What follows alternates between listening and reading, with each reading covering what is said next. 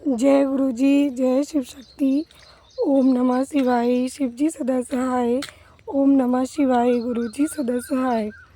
आज मॉर्निंग में मैं आई थी वॉकिंग करने यहाँ पर। आज गुरु जी की असीम कृपा से मुझे ना एक थॉट आया कि आज मुझे गुरु जी का शुक्राना करना है, सभी के साथ शेयर भी करना है।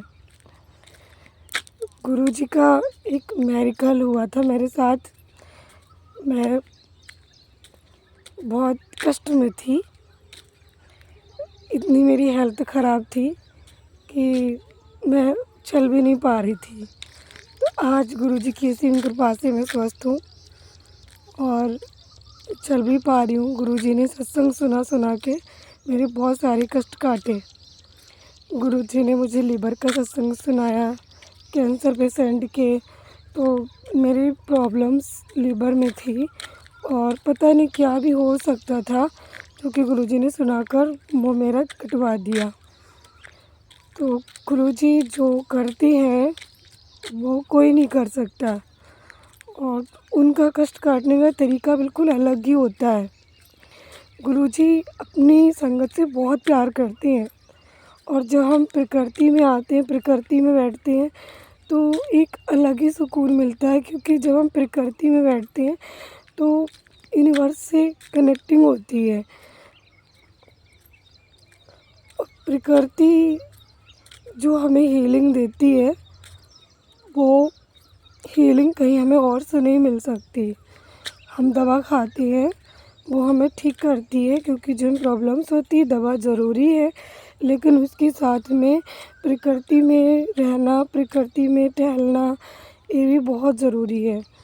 और उसके साथ में गुरु जी के चरणों में अपना मन लगाए रखना, उनके सत्संग सुनना और उनका मंत्र जाप करना, जल प्रसाद पीना, ये सबसे बड़ी दवाई है हमारी।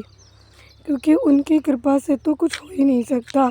अगर उनकी कृपा ना हो तो हम कुछ भी नहीं कर सकते, और उनकी कृपा हो जाए तो असंभव भी संभव हो जाता है। कहते नहीं है कि अंधे भी देखने लगते हैं, गूंगे भी बोलने लगते हैं जब गुरु की मेहर होती है। तो गुरु कृपा से वो हो सकता है जो हमारे जीवन में नहीं है, जो हमारे भाग्य में नहीं लिखा हुआ है। गुरु कृपा हमें वो सब देती है जो शायद हमारे कुछ ऐसी पास्ट लाइफ कर्मा रहे होंगे, शायद हम लोगों ने कुछ ऐसा किया होगा पूर्व जन्म में, जो कि इस जन्म में उसकी वजह से हमें कष्ट मिला, या जो हमारी लाइफ में हम चाहते हैं, हम उसके लिए स्ट्रगल कर रहे हैं लेकिन नहीं मिल रहा है। लेकिन गुरुजी जो हम चाहते हैं अपनी लाइफ में उससे हमें बेटर देते हैं। वो कहते हैं कि तुम मुझे अपनी लाइफ को सरेंडर करो, बस। वो कहते हैं कि तुम केवल शरणागति करो, और शरणागति ऐसे होती नहीं है। शरणागति के लिए अपने आप को परमात्मा के चरणों में लगाना पड़ता है। ईश्वर एक ऐसी दिव्य शक्ति है कि वो गुरु रूप में भी तुम्हारे कष्ट काटती है और हर प्रकार के रूप धारण कर सकते हैं वो। कभी माँ का रूप, कभी जैसे कि हम मंदिरों में जाते हैं माता रानी के या किसी और के भी मंदिर में, हनुमान जी के, तो वो हर जगह प्रेजेंस अपनी फील करा देते कि मैं हूँ, मैं एक ही हूँ और मैं हर रूप में तुम्हारे साथ हूँ। बस उनके रूप अलग होते हैं, एनर्जी अलग होती है, बट वो एक ही शिव है जो पूरे संसार को चला रहा है। और शिव ही परम गुरु है, परम पिता है, ईश्वर है। शिव से बड़ा कोई नहीं है। तो गुरुजी के अपने तरीके हैं ब्लेस करने के, क्योंकि उन्हें हमसे ज़्यादा पता है हमारे बारे में। जब हमने इस पृथ्वी पर जन्म लिया, हमें नहीं पता था कि हम कहाँ जन्म लेने वाले हैं, किसके घर में जन्म लेने वाले हैं और हमारे साथ क्या क्या होने वाला है। लेकिन उनको पता होता है कि हम को किस घर में उनको जन्म देना है। तो जन्म जब उन्होंने हमें दिया है इस घर में, स्ट्रगल भी उन्होंने, जो हमारे पास्ट लाइफ के कर्मा थे उसकी वजह से हमें मिला है, उसी की वजह से हमें जो जन्म मिला है। तो जब हम ईश्वर को पुकारते हैं तो वो हमारी पुकार सुन के, लेकिन पुकार सच्ची होनी चाहिए बस। जब हम टूटते हैं अंदर से तभी हमारे हृदय से पुकार निकलती है, क्योंकि शब्दों की तो सभी प्रार्थनाएं होती हैं, लेकिन जहाँ पर शब्द कम पड़ जाए, जहाँ पर शब्दों की ज़रूरत ही ना पड़े, निःशब्द हो जाओ आप, वही प्रार्थना आपकी सुनी जाती है।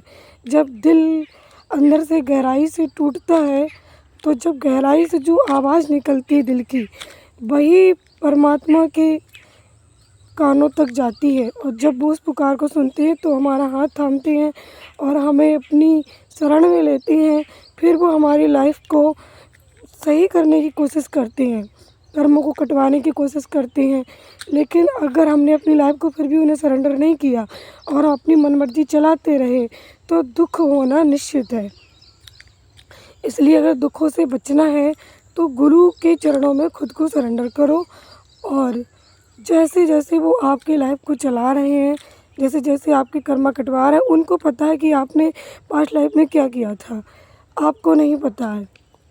तो वो हमारे कर्मों को कटवाते हैं और हमारे लिए फ्यूचर को सेव करते हैं, ताकि हम फ्यूचर में दिक्कत में ना आए। क्योंकि वो चाहते हैं जो हमारे कर्म हैं वो जल्दी जल्दी कट जाएं। जबकि गुरुजी 90% संकट अपने ऊपर ले लेते, सभी संगत कहती, और केवल 10% संकट हमें भोगने पड़ते हैं गुरुजी के होते हुए। लेकिन उन 10% में भी हमारी जान निकल जाती है, क्योंकि कर्मों को काटना कोई मजाक बात नहीं है, बहुत कष्ट होता है।